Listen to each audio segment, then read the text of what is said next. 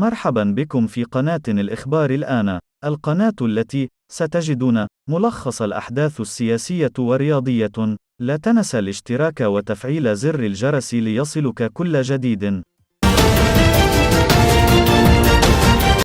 قفزت أسعار اللحوم الحمراء بشكل صاروخي في مختلف محلات الجزارة بالمغرب، فبعدما اعتاد الزبناء على ثمن مستقر في حدود 75 درهما على امتداد سنوات، سجلت الأيام القليلة الماضية أثمنة جديدة تجاوزت 100 درهم بالنسبة للحم العجل أو الخروف على حد سواء.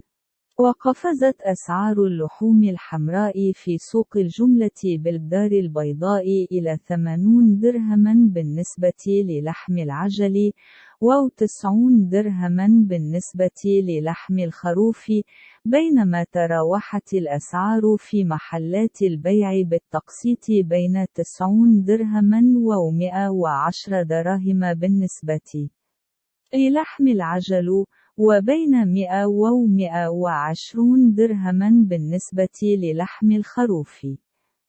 ويشتكي المهنيون من ندرة المنتوج في السوق الوطنية وارتفاع الرسوم المفروضة على الاستيراد، مطالبين بفتح قنوات حوار حقيقي قبل وصول شهر رمضان وعيد الأضحى من أجل استدراك النقص الحاصل وتمكين الزبناء من اللحوم بأثمنة معقولة.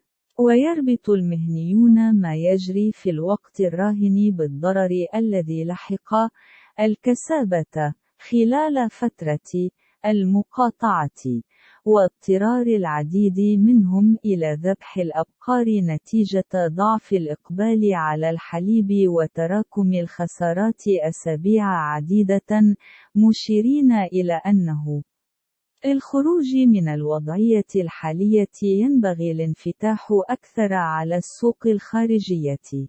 عبد العالي رامو، رئيس الجمعية الوطنية لبائع اللحوم الحمراء بالمغرب، أبرز أن المسؤولين عن القطاع يرفضون فتح قنوات حوار حقيقية مع المهنيين لإيجاد حلول للمشاكل المتراكمة، مؤكداً أن حلول الأسعار الملتهبة تبتدئ بتسهيل استيراد اللحوم من الخارج.